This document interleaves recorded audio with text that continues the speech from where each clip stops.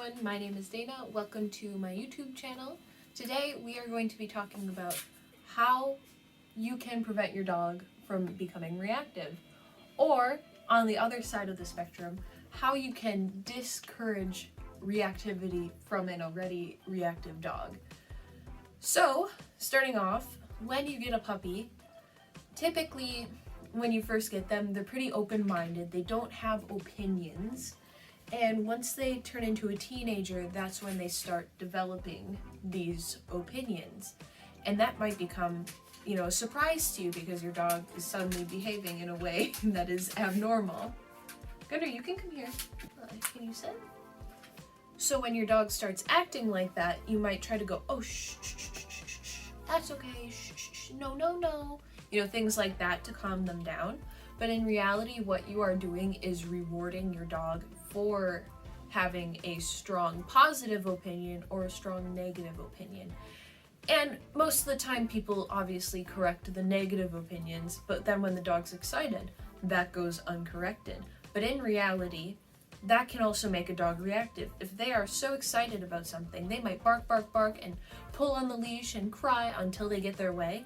And that is not really ideal in a situation either for, having a dog you enjoy living with. So with that being said, ideally, if your dog is showing a strong negative reaction or positive reaction, you either ignore it and keep on walking, and then when your dog stops having those emotions and returns back to neutral, then you reward it, or you can correct it by a leash pop, a stern no. But obviously, if your dog ignores you and keeps on displaying that strong emotion, saying no over and over and over again will only teach your dog that they don't have to listen to you when you tell them no. Another way to prevent reactivity is not letting your dog say hi to everyone they meet and just exposing them to different situations with different people.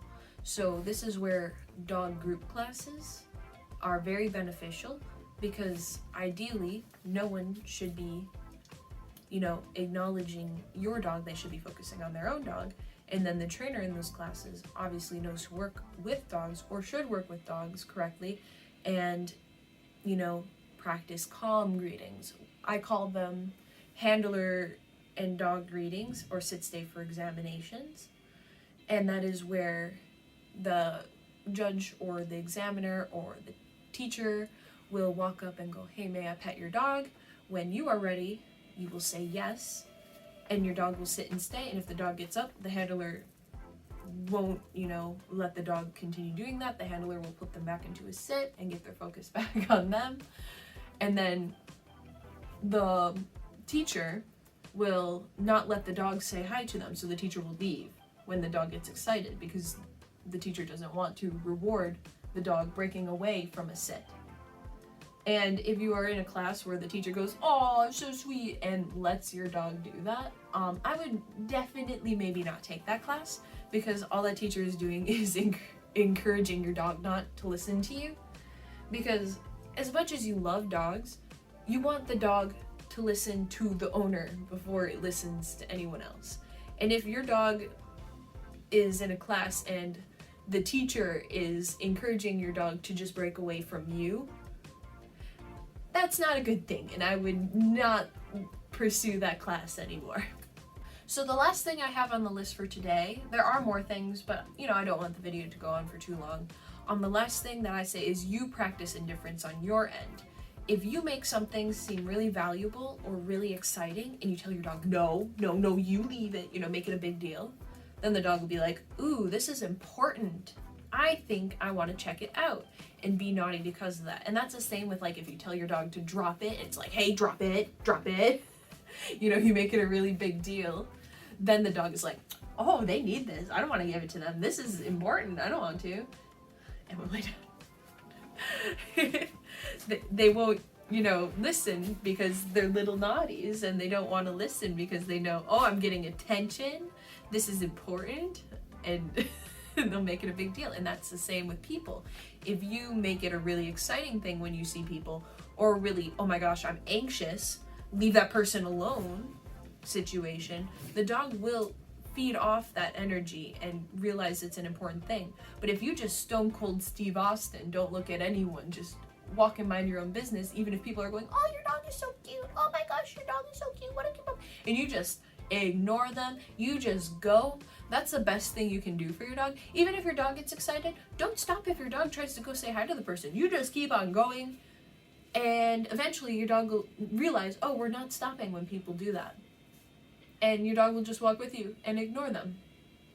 So with that being said, those are some things you can do to help prevent reactivity or work against an already reactive dog.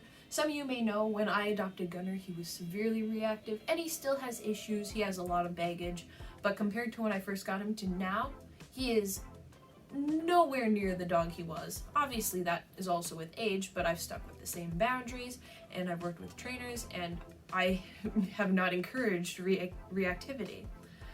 But then with her, since I compete with her and I want to, do things with her, I cannot afford to have her have those overly excited emotions towards people, or, afford to have her value people over me because I want to compete with her. I don't want to say, Emma, come here, and her go, actually, I'm going to say hi to the judge first. That's just not okay.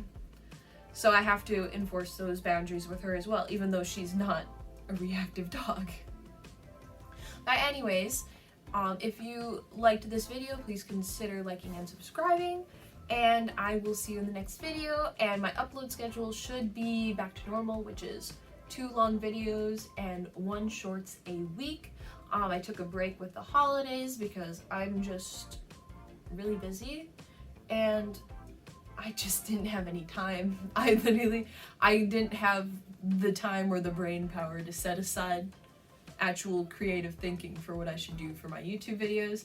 And then also with it being winter now, I have a lot more limited space, and I'm currently on a break in group lessons, so that means I can't just go to one of my kennel clubs and record there, because that means I'd be driving there and recording and then going, I want when I drive to a kennel club to be the most worthwhile thing. So I'd rather just go there when I already have a group class or something, and then just show up early, record some videos, teach the class, and then record some more videos, do some training, But anyways, with that being said, that is it for today, and I'll see you in the next one. Bye!